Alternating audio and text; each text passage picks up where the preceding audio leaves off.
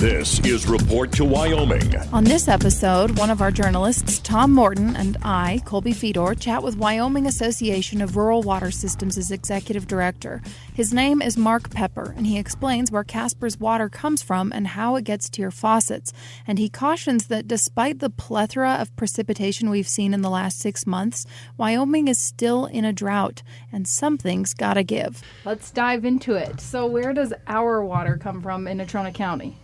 Combination of surface and groundwater. Of course, the North Platte is a primary source, and then there are well fields out west of town mostly, and they're close enough to the river that they're called groundwater under the direct influence, which requires them to have treatment, various types of treatment. And then that's primarily for the city of Casper and the Central Regional Joint Powers Board that makes and serves most in Natrona County. The city of Mills and town of Evansville have their own water treatment and their own sources and supply their citizenry with their own water. And these are going to be pretty basic questions. Like I said, I'm water illiterate. So when the water comes through the pipes, what does that even look like? Oh, you need to take a tour. You need to take a tour. Most people would be shocked at what has to happen to make drinking water. The water that comes out of the North Platte is just a lot of mud, a lot of dirt, a lot of other things. And then it goes into the water treatment plant out on the west side there. And it goes through a series of treatments, and a lot of chemicals are added, a lot of filters, a lot of filtration, until it becomes drinking water standards. And those are regulated through the Environmental Protection Agency and require certain standards be met. And those are tested on pretty much a daily or a weekly or a monthly basis or quarterly, depending on the type of test that has to be done for various constituents. And then it goes into the distribution system, which is the pipes that flow throughout town, and then eventually they'll get to your house, and from the street to your house is called the customer service line, and it'll flow into your home, and you turn the tap on and there's water. Couple of things on that regarding the groundwater. How are our aquifers? I mean, because I know in the places in the West there have been serious aquifer problems, and I'm just kind of wondering, how are we here? I think we're relatively okay. Hard to say and hard to know. You know, I'm the executive director of the Wyoming Association of Rural Water Systems, and there's one of us in all 50 states. And my counterpart in Utah, they've actually had some communities that have had their community wells have gone dry. They've had to either drill new wells or drill the current wells deeper, some of those kinds of things, and that's due to the drought. You know, we're still, even though it's raining like heck outside, and we've had probably one of the best winters we've ever had in decades, we're still in a drought. This is the 23rd year of the drought. And drought means different things to different people. And as it relates to the aquifers, I always kind of watch the end of the year when the radio personalities or the television weather guys say, hey, we ended the year 2 inches short. Well, we were 2 inches short of normal, but we've been 2-3 inches short of normal for 20 years. So those aquifers have not had the 20 plus inches or better of moisture that would have soaked into the ground and possibly recharged our aquifers. And that's the problem that we see not only here, but then, of course, in the southwest corner of the state with the Colorado River set up. And it doesn't take rocket science to figure that part out. I was at a conference in December for the Colorado River, and until you kind of hear the numbers, it gets kind of stark. So far, 22 plus years, 23 years of drought. The Colorado River compact with all the states, the upper and lower basin states. The upper basin states, Wyoming, Colorado, Utah mostly, produce the water. And it's roughly, under the compact, 7.5 million acre feet of water a year is what we're supposed to produce. So for the last 20 years, we've only been producing 6 million acre feet a year, but they've still been taking out 7.5. That's why Lake Mead and Lake Powell are empty. And one really great snow year isn't going to fill that up. We're expecting that by October of 23, that Lake Powell and Lake Mead may have risen 4 feet. So only 100 feet to go, and we're right back where we need to be. So aquifers probably similar, since we've had the same drought throughout the basin systems. But that's kind of for the state engineer. I'm not sure. Just to follow up on that, I mean, of course, it's what is it? Mark Twain said, "Whiskey's for drinking, water's for fighting," and that. That's my motto. Anyway, I mean, this, from what I've been able to follow, and we've reprinted some of the AP stories about this, but that those areas are growing. People want to move to the Sunshine State. They all want a swimming pool and so forth. And at some point, it seems that something's got to give, where we're the producers and they're the takers. I know this can get really far afield, but on the other hand, it's very important because it does affect us.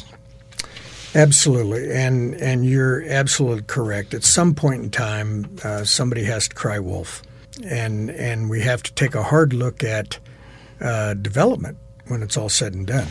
And it's state by state. I was surprised at that same conference to find out that the state of Arizona requires a developer that wants to have a subdivision of some sort. They have to prove that they have the water resources to supply whatever they're going to build out for at least 100 years.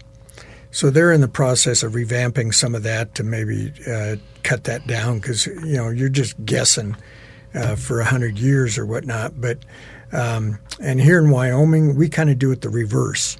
If someone wants to build a subdivision here in the central Wyoming area, they would contact the municipality, and they'd go through a process. The municipality would then write a letter that would then be submitted to the Department of Environmental Quality to receive a construction permit for the infrastructure, and they would say that they can adequately supply the subdivision as proposed. Whereas in Arizona, they require the developer to go the opposite direction. But either way, we're going to have to start having some really difficult choices. There's a lot coming down the pike that's going to require a lot of updates and upgrades to our water treatment plants. Of course, the pipes are all old, and that's water and wastewater. The collection pipes are also old, so we're going to have to replace a lot of those.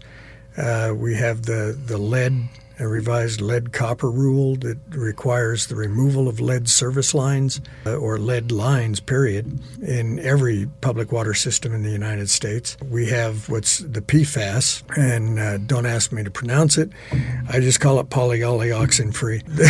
The forever chemicals. Anybody who owns Carhartt overalls or whatnot, anything that was water resistant has probably got PFAS compounds as a base of production. Fire foam was a favorite one, and that's going to, we're fighting that with the EPA right now as to whether they're going to create what's called a maximum contaminant level for some of these compounds, and it could be extraordinarily low, and right now they're called forever chemicals because they don't break down, they don't dissipate, they stay in the soils, they stay in the water, and right now there's really not a good way of treating it. A lot of people are working on it, but the treatment processes that have shown some promise are extraordinarily expensive and could bankrupt anybody, not just a community. But I'll probably get shot for this one, but no municipality or system in the United States is sustainable on its own. User fees can't cover everything. Taxes have to come in. So that's where, the city of Casper sets aside, I think, $12 million, I think was the last number, for 1 cent tax money to supplement construction programs for the most part at the water treatment or line replacements and whatnot. Just so the rates can stay lower. But I'm kind of one of those guys that the water rates are extraordinarily cheap. If somebody wanted to go out and get 4,000 gallons of bottled water at Walmart, they're going to pay an enormous amount of money. For a person in the city of Casper, 4,000 gallons a month probably runs them $80. So before we get too far downstream, because that's a wealth of information. I'm just picturing, this drought.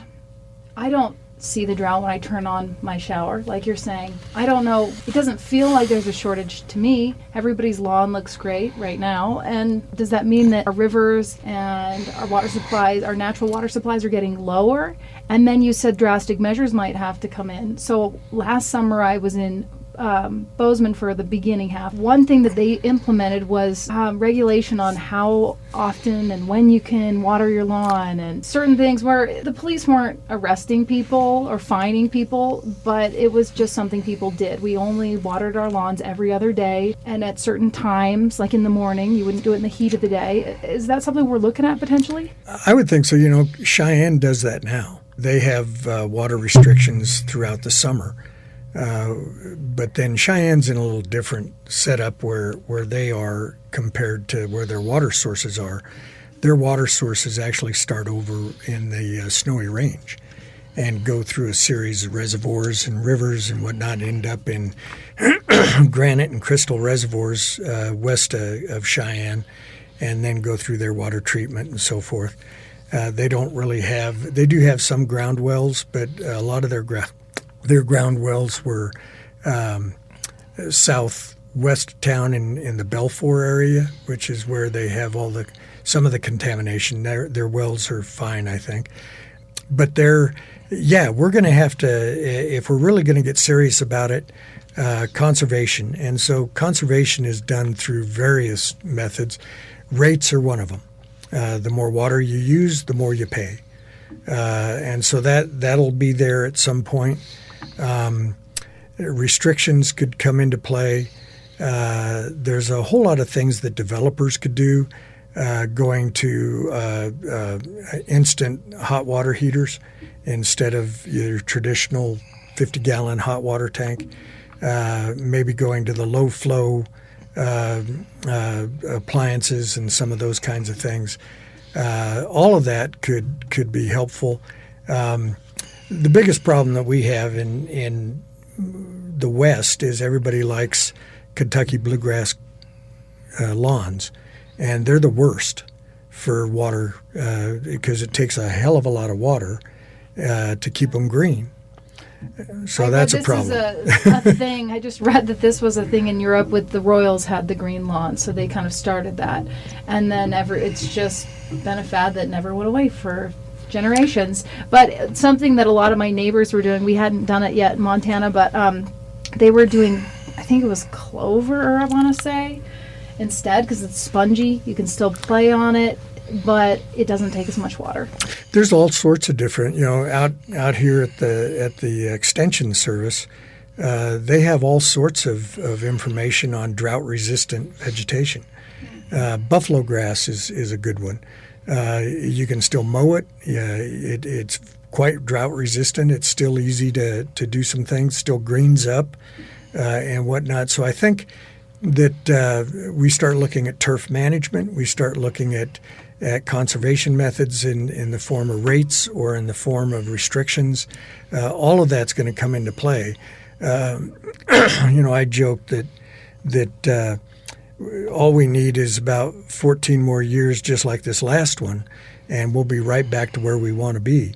I just don't want to have to shovel it. But we're going to have to do conservation methods, and it's not just going to be it's everywhere in the West. The West is arid, and that's part of the issue.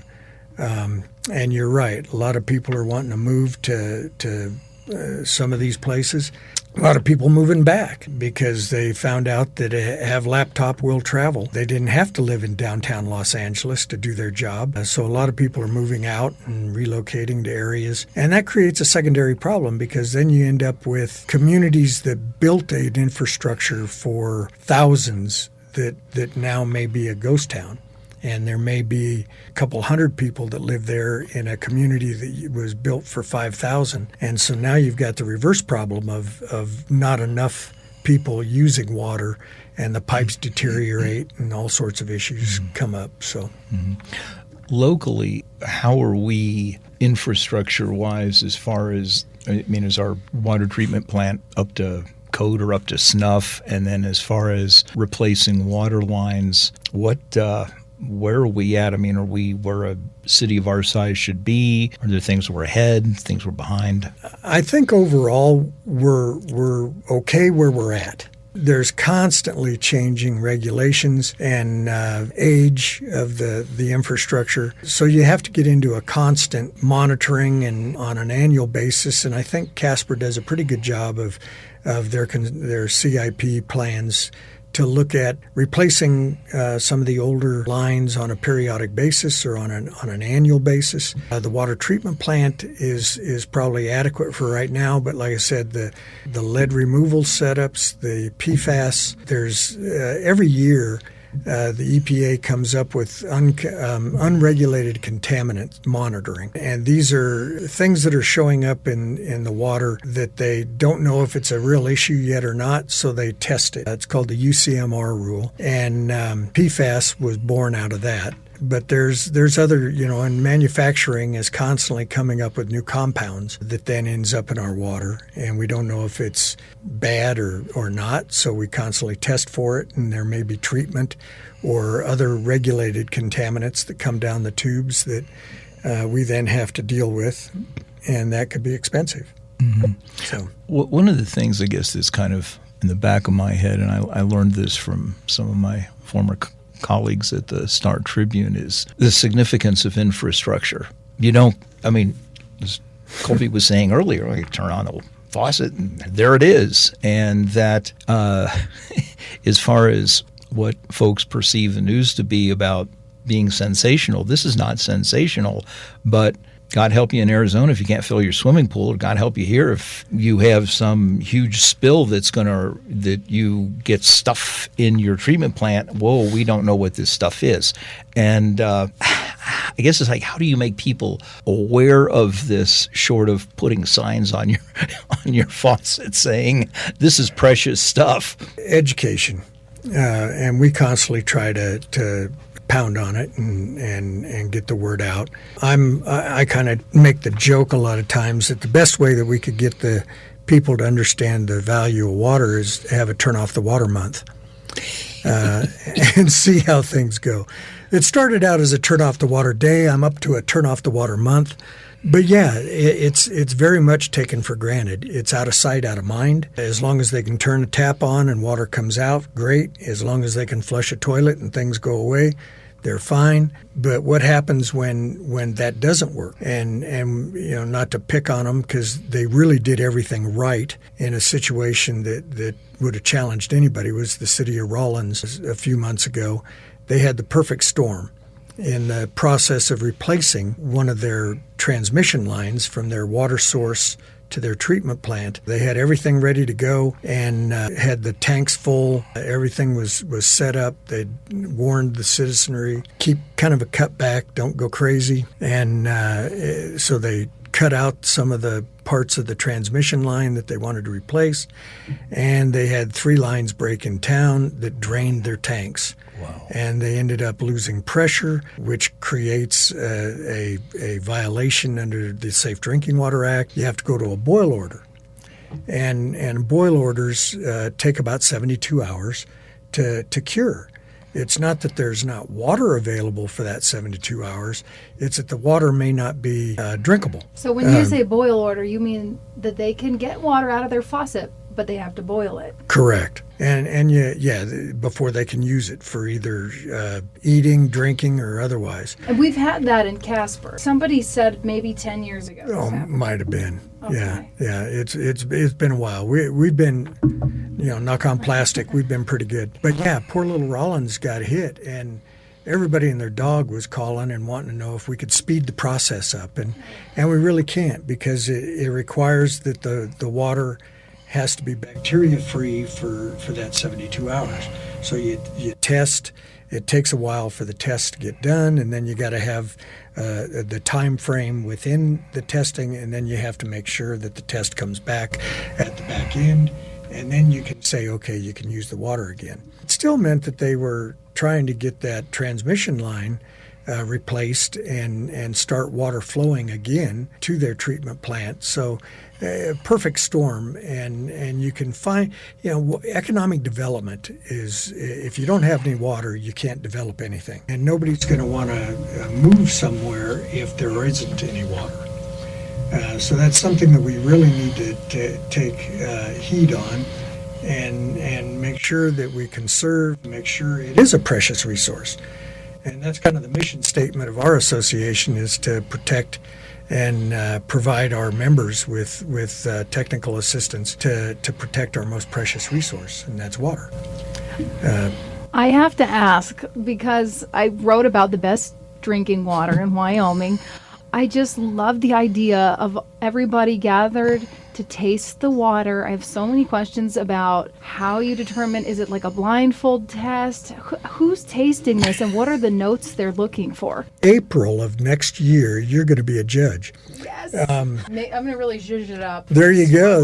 Yeah. It's a blind taste test in the sense that you won't know where the water came from or anything. But we usually have 4 finalists. We usually get about 25 or 30 systems that'll bring their water. And it's clarity, odor, and taste. So it's subjective in that respect. So they're swirling. They're swirling. They're swirling. Sniffing. Yep, sniffing. Oh, boy. Drinking, swishing. This sounds like fun. Yeah.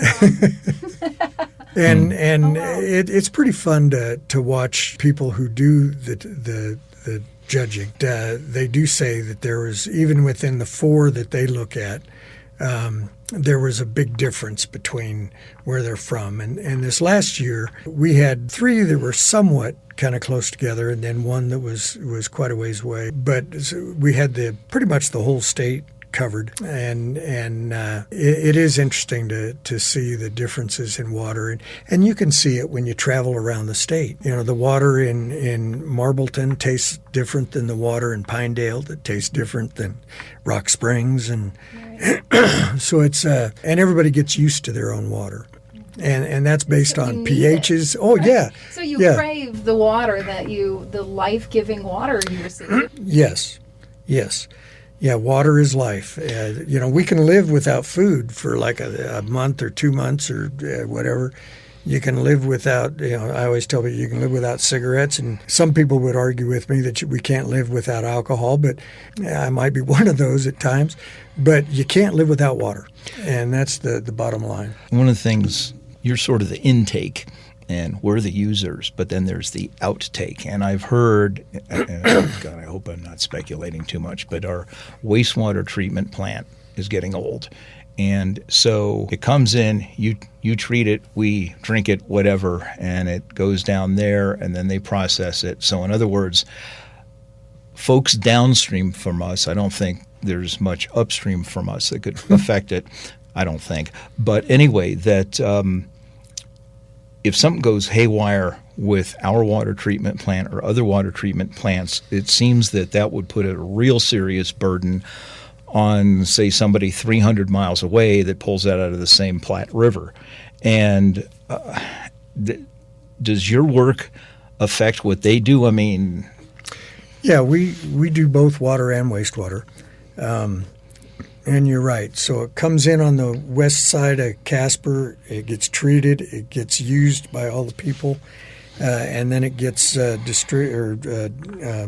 collected into the collection systems, into the wastewater treatment plant off of Bryan Stock Trail. And then after being treated and filtered and whatnot, it is discharged back into the North Platte. And of course, the North Platte goes on into Douglas to Glendo Reservoir, through the Torrington area, and ends up in Nebraska. And the reservoir system, the state of Wyoming doesn't really own any of those reservoirs. The reservoirs were built by Nebraska on the North Platte. They were built by other states as it relates to the Colorado River. And then you go up to the northeast or northwest corner of the state, and you get into Palisades. And as the water flows from the Snake through the Palisades Reservoir into Idaho and into the northwest, and then we have also going out of the other side of Yellowstone Park, it flows through the Bighorn into Montana eventually, and throughout eastern Montana, ends up eventually back in the Mississippi River at some point, and it's used by a lot of people. So we're what's called a headwater state. We have 5 major waterways that we're the headwater. So if we don't have any water flowing out of here in the way of snowpack and whatnot, it affects a lot of people in a lot of different directions.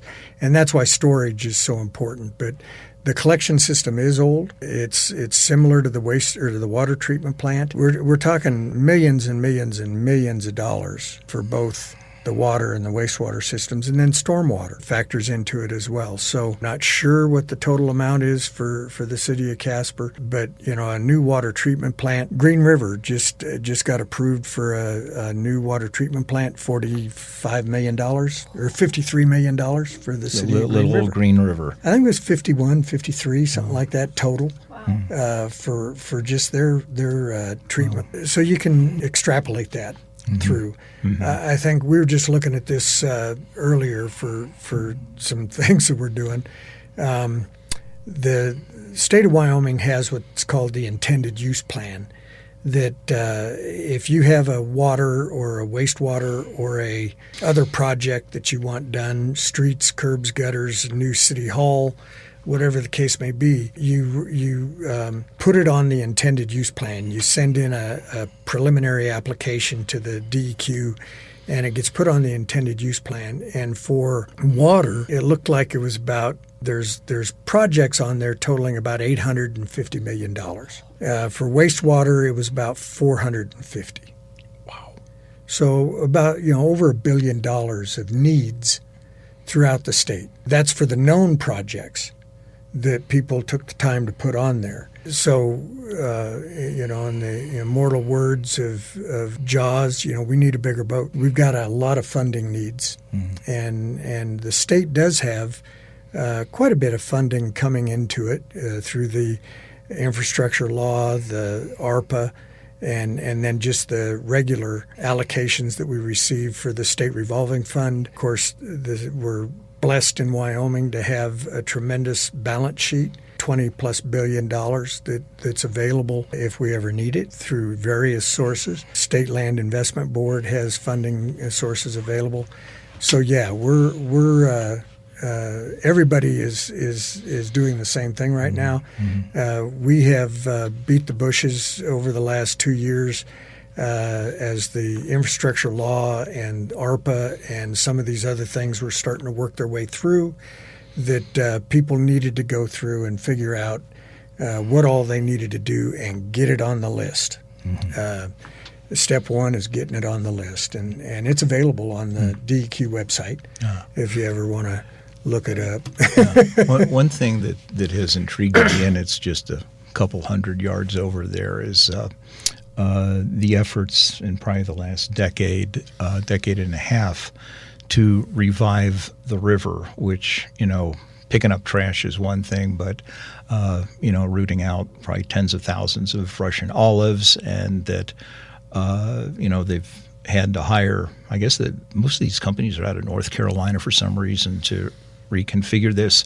And that, 100 years ago, basically our river was just a 10-mile long toilet. And you had all the coke plants, you had slaughterhouses, you had all sorts of stuff. Refineries. Refineries. People have told me that basically there was a time when basically the river was black in effect. So it's icky, and that it has cleaned up. Has that over the time you've been involved with this, has it been noticeable that, hey, the stuff that's coming in, even though it's got mud and dirt and frogs and whatever, that it's better than it used to be 30 years ago? Absolutely. The North Platte and Casper has done a tremendous job. Natrona County's done a tremendous job. 7-8 years ago, the North Platte segment through Casper was designated as a 303D designation, which is a contaminated source. Mm-hmm. And over the last several years, that concerted effort was able to revive the river to the point where we were able to seek and get waived the 303D designation, which is huge. The primary problem was a naturally occurring segment of our soils, selenium. Mm-hmm. And it's a bad thing. It's a heavy metal. You don't want it in your water. But the treatment's extraordinarily expensive. We would have probably been looking at $35-40 million to the water treatment just for selenium treatment, not anything else. So it was a huge deal to clean it up. And yeah, we've spent quite a bit of money doing it. And all of those efforts that you talked about, and then conservation efforts, education.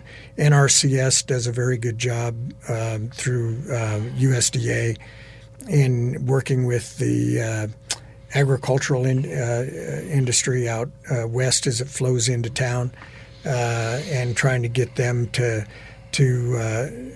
not have as much flow directly off of their fields into the river. Which everything coming off of there is herbicides, fungicides, insecticides, fertilizer. All of those things are not good. And the old adage that the absolute solution to pollution is dilution is not necessarily the case. It helps a lot, but it's not the only thing that we can do. So treatment, conservation, and conservation is also, just like I said, making sure that you're not allowing some of those things to flow into your river to begin with. And then the treatment processes have gotten better and better and better. So hopefully it all ends up with, we have very good water quality, and every community in the United States has to produce what's called a consumer confidence report on an annual basis, and it says exactly what the testing results have been of the water quality for a year, any violations that occurred, what they did to cure those violations. Some violations are bad. I mean, they may have failed to report a particular test, and it was that the test was done, but somebody forgot to mail it to somebody. So those are kind of easy violations, as opposed to a violation of a loss of pressure or a contamination or something along those lines. Mm-hmm. So, but yeah, we're doing. We've done a tremendous job with the North Platte. Back to the education thing about drought. I mean, again, God knows how many times I got stuck this winter, and the snow, we had record snowfall, and yet you're saying we would need a dozen years more of this same stuff, which we don't like shoveling, et cetera, because it could, the next 5 years, I mean, we could have springtime through winter. And so, again, we don't see it up close and local, but, we wind up getting into disputes with our southwestern neighbors over this. So how do you, again, it's one thing to, okay, we can cut back on this, don't use water that much and so forth, or maybe, zero escaping or what have you. But in terms of a drought, is there a way to further educate folks other than showing horrible pictures of Lake Powell going down to nothing? I think just constantly talking about the whole process, and getting people to kind of think in reality that, if we're 2-3 inches below normal annually, it's a cumulative effect.